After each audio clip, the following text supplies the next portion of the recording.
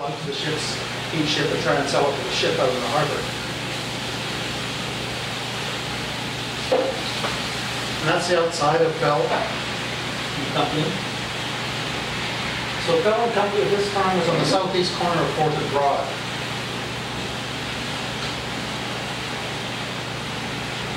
This, unfortunately, is an unknown ledger, or a kind of journal. This is more what it is, from a grocer in Victoria. The BC Archives has several grocery ledgers, but unfortunately we don't know which grocers they're from.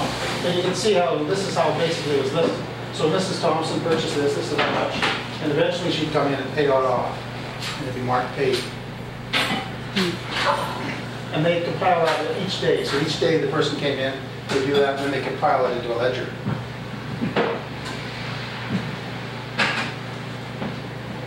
In 1908, Corpus Young bought the Bell business.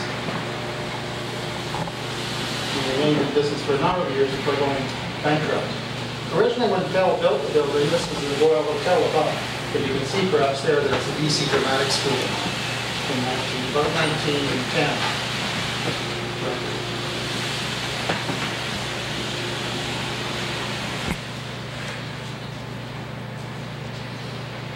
So Corpus and Young, and you can see from reading this too that there were a number of things going on. In the early days, a group of merchants tried to corner the flour market, because flour, of course, is being brought up from San Francisco primarily, and they tried to get a corner on it so they could raise the price of flour.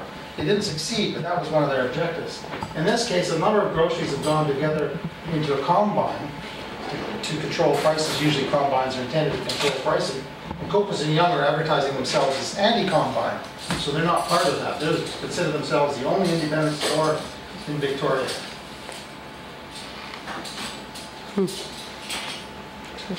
California creamery butter, $1. Anti-combine laundry soap, 25 cents. Nothing wrong with original pickles per jar, 35 cents. One of the more interesting things was reading the ads from the columnists, such as this.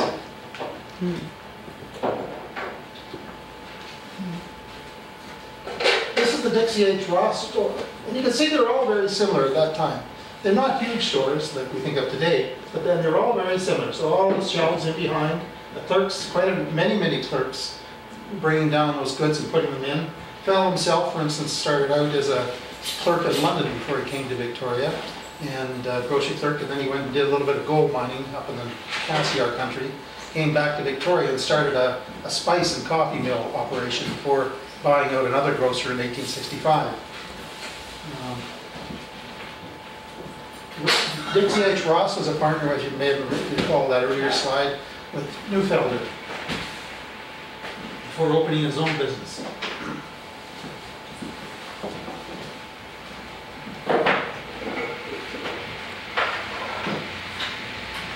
There's the exterior of the store.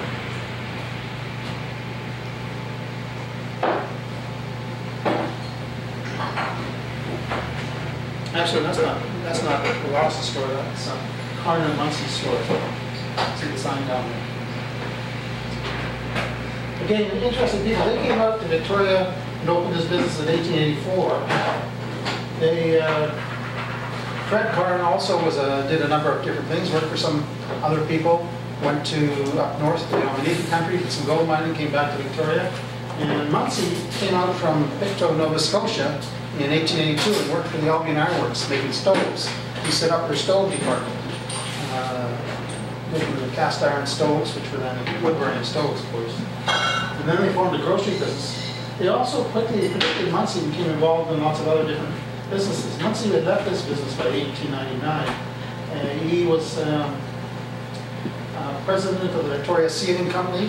Both of Carmen and Munsey owned sealing schooners. They would go up and harvest the seals. And Munsey also operated and owned the Shawnee Lake Lumber Company, which was just south of the Shawnee Lake village if you're just going through Shawnee Lake. That was his main business, I would say, by this time. It was the Shawnee Lake Lumber Company. He had a yard in Victoria as well. And Munsey was involved in mining and other things, and often these guys, particularly when they have money like Griffin, for instance, would be involved in a whole series of different business enterprises. Griffin would be involved in mining as well. Mining was sort of the romantic industry of the province all through this period. He'd be buying claims, staking, and all this kind of thing. Griffin, I don't know that he was in any sawmills, but he was certainly involved in the fishing industry heavily. Muncie, I don't think, was involved in the fishing industry. He was involved in the sawmill industry.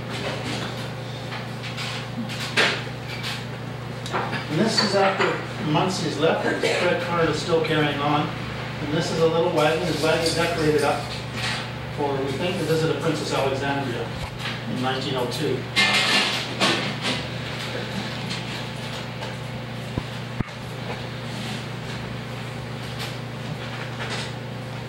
So I'll just end off the grocers with this shot of Spencer's department store. About 1946.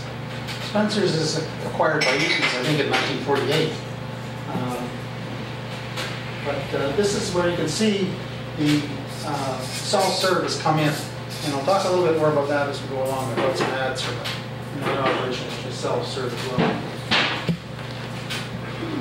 But that was really one of the big changes in the industry. You start to see stores getting much bigger. So this is a large area compared to what you saw in those earlier shows, and people go and pick out what they want, like we do today. By 1946, there was a Safeway in Victoria as well. Came in 1939.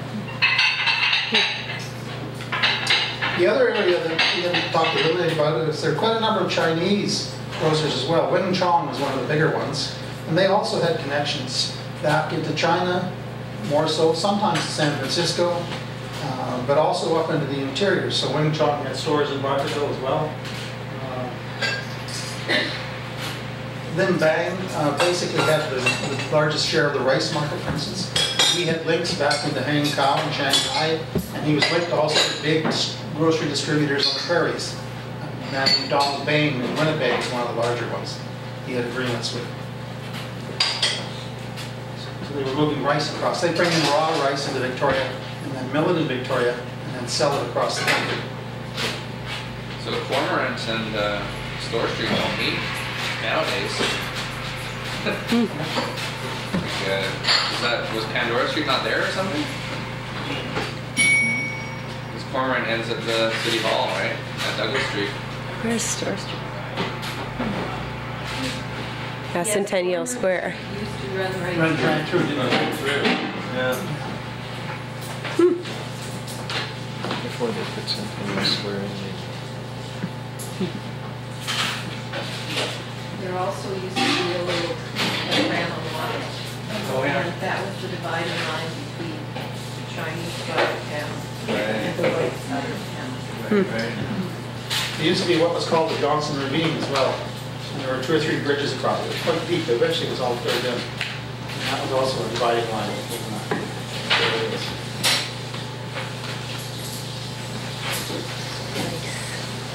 I just put this in because it's John Brothers, and it's our choice baking powder made by John Brothers in Victoria. So this is a Victoria product of about 1887.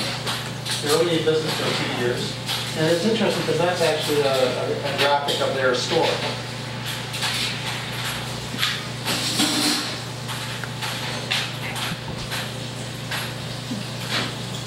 The largest distributor of this kind of goods in Victoria was Jameson's. They were in business for quite a few years, and they did a lot of coffee, tea, poultry dressing, spices, of course, a variety of spices. And they did all sorts of things. You can see here they've also got an advertisement. This was a little poster where you guess the number of beans in the jug, and then they win $200. Whoa. $200. And you can still see quite a, if you go into the collectible stores, if you're interested in that kind of thing, you'll still regularly see Jameson spice tins for sale within most stores.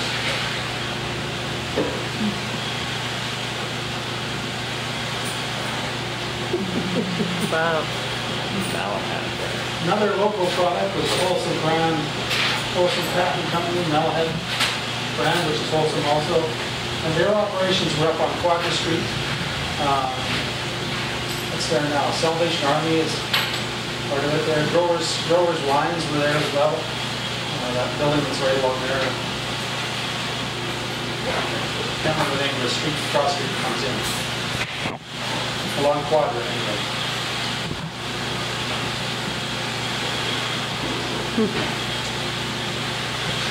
So in the 1860s, though, you wouldn't have seen this kind of thing. This is from much later, 1930s. These are probably 30s labels. In the 1860s, although tin cans were around, they were still a fairly expensive product. Canning started in 1809, 1807 in France, and it was actually an incentive from Napoleon Bonaparte because he wanted something he could use to feed his armies. And so he put out a reward, quite an substantial reward, for somebody to develop a process to preserve food to feed his armies. Frenchmen managed to do that. They did it originally in glass jars, about 1809, but it was a very expensive product. And in 1810, an Englishman developed a tin can that could be used to actually do tin canning. And by 1860s, it was starting to become more and more available. The Civil War spurred the growth of the canning industry because it supplied the American armies, the Confederate and Union armies with food. And so it became cheaper and cheaper to obtain canned goods. So canned goods by the 1870s were starting to appear regularly on the shelves in Victoria, but probably not much before that. And they were still fairly pricey compared to fresh product. At one time, quite a number of canning operations were in British Columbia. There are probably about 39, 40 different canneries operating in the province. And I don't think there's any left now except for specialty canning.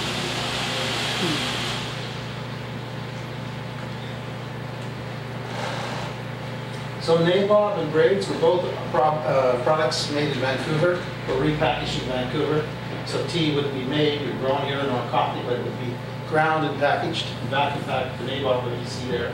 And braids was probably one of their major competitors. This is kind of an interesting little thing. This is Golden Grain Health Coffee that Dudley Anderson made. He doesn't seem to have made much of a success of it, though, because it soon disappears, and Dudley Anderson becomes a tutor. He starts tutoring students, so obviously he wasn't selling it the way he wanted to. It's made for meat. Oh, that's why.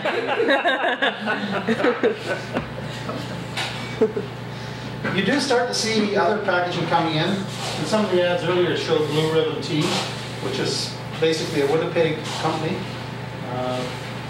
Chase the Sanborn claimed to be the oldest coffee packager in the world. They're an American company, and they claim that they're the earliest ones to package coffee so that it could be shipped across the country and sold from Chicago to San Francisco instead of having to be brought into San Francisco.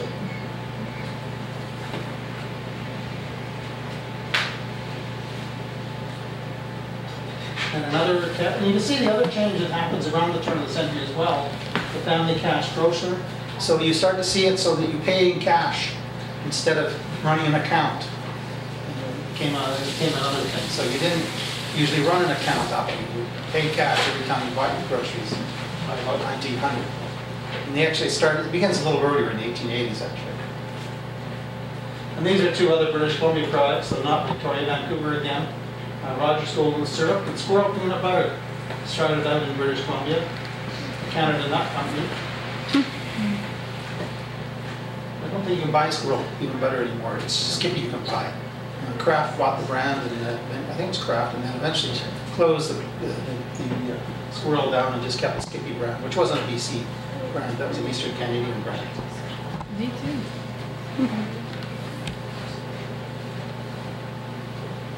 So here's a couple of later ads. These are from 1927 and 1933. Bachelor's Cash and Carry. Blue Ribbon Tea, you can see he's advertising. And again, Bachelor is sort of a first of the self-serve in Victoria. People's Cash, self-serve on Beverly Street, popular.